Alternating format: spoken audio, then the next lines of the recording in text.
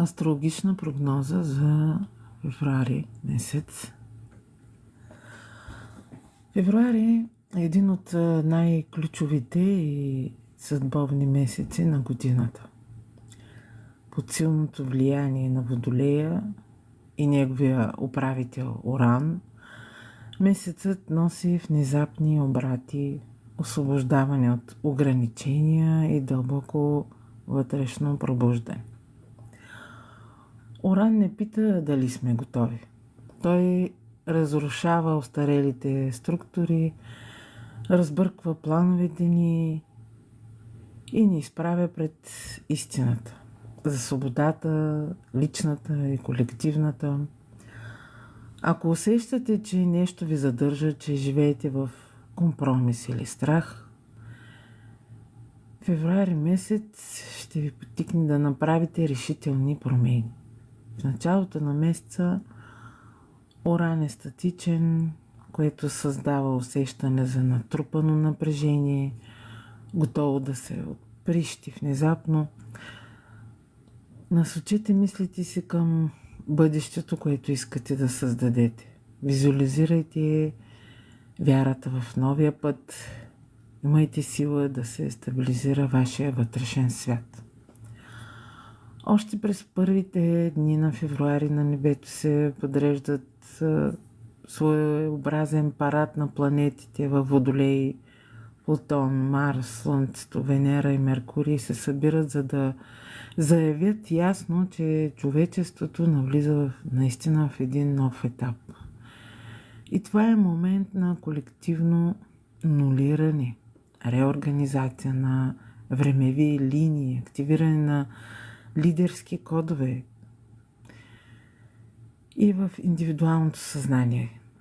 Днес е 2 февруари, пълнолуние, полуста Лъв и Водолей. Пълнолунието изостря напрежението между личното себеизразяване и нуждата да бъдем част от общността. Темите за признание, идентичност и мястото ни сред другите излиза на преден план. Важно е да устоявате себе си, без да губите връзка с колектива. На 4 февруари Уран тръгва директно, енергията се раздвижва и копнежът на душата за смисъл и духовна работа и свобода ще се усилва. Потърсете съмишленици, следвайте вътрешния си глас и не позволявайте на страховете ви да ви отклонят от пътя. На 5 февруари Меркурий навлиза в напрегнат аспект с Уран. Мислите ще ви са ускорени. Нервно напрежение ще е повишено, така че бъдете внимателни. Това е момент за осъзнаване и внезапни прозрения. Ако насочите ума си към градивни решения, разбира се. На 7 февруари Меркурий навлиза в Зодия Риби. Фокусът тук се измества навътре. Умът се успокоява и започва по-дълбок вътрешен процес на осмислене. На 10 февруари Венера пък навлиза в Зодия Риби. Любовта става по-съпричастна, нежна и интуитивна. Малките жестове на близост носят голямо емоционално удовлетворение.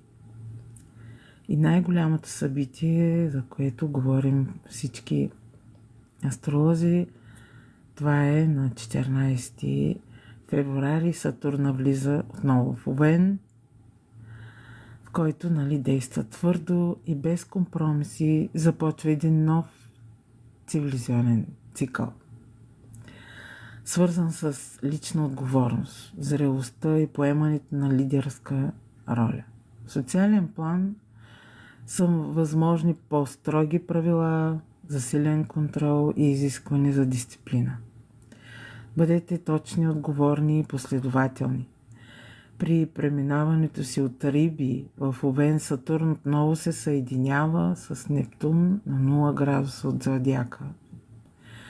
И това е разсадната точка на нова 36 годишна колективна, така да го нарека, времева линия, Визията на Нептун и структурата на Сатурн започват да работят заедно. Вътрешното виждане се превръща в един реален план за действие. Но за това ще има отделна прогноза. На 26 февруари Меркурий прави тригон с Юпитер във Рак. Изключително и благоприятен период за преговори, обучение, подписване на договори, пътувания и нови възможности преди Меркурий да стане ретрограден в Риби. На 17 февруари е слънчевото затъмнение и по китайския зодиак навлизаме в огнения кон. Огненият пръстен се образува във Водолей. Това е слънчевото затъмнение, което е доста мощно и с него завършва един цикъл на лунните възли от Риби и Дева и се отваря нов еволюционен портал.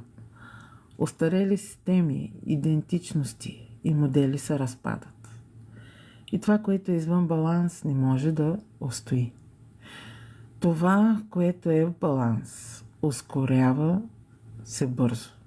И докато огненият пръстен отваря един мощен енергиен коридор към Водолей, лунният календар преминава от годината на змията, в годината на огнения кон. Един цикъл завършва, но нов се ражда. И старата времева линия сваля кожата си, а новата се запалва. Това е огънят на душата и който преминава през огнения пръстен. Няма случайни неща. И на същата дата започва и лунната година на огнения кон, която ще донесе резки обрати, бунтове срещу ограниченията и един силен стремеж към свобода. Доста огнена година ни очаква. На 18 февруари Слънцето навлиза в Риби, периода на осмислене, свързване с емоциите и търсене на по-дълбокия смисъл за преживяното. От 20 до 22 февруари порталът на единството, съединението на Сатурн и Нептун е датата 22 февруари. Тук се закотвят новата архитектура на единството, слънчевата и лунната интелигентно започват да действат като една сила, но водени от сърцето. На 26 февруари Меркурий става ретрограден, така че каквито планове имате, е време сега да ги задействате преди Меркурий да стане ретрограден. Бъдете внимателни при пътувания, покупки, документи, проверявайте детайлите и не прибързвайте с важните решения след 26 февруари. На 27 февруари Марс прави нехармоничен аспект, квадрат с Уран. Импулсивните реакции могат да доведат до напрежение, действайте осъзнато, особено при шофирани и рискови дейности. На 28 февруари Венера е съвпад с Меркурий. Месецът завършва с възможност за хармония, изясняване на отношенията и важни разговори с партньорите.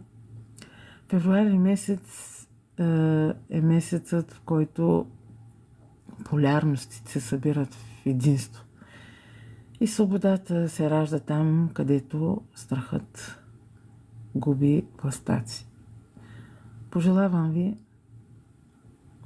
нови начинания, нови пътища и нови успехи.